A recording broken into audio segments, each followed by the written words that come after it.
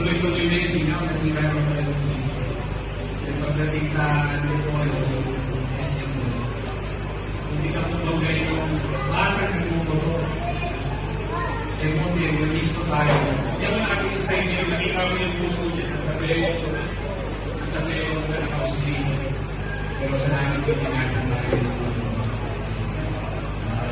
bukas na naman maraming yung speaking English naman sa suwag. So, kasama nyo sa pagkakanan.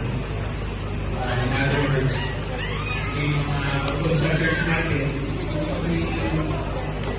may mga nakakapag rin tayo ng kawas doon. Hindi natin sila talaga kasama, nakikita nila yung testimony ng church natin. And in fact, iba nga, hindi naman talaga direkta nakakasama.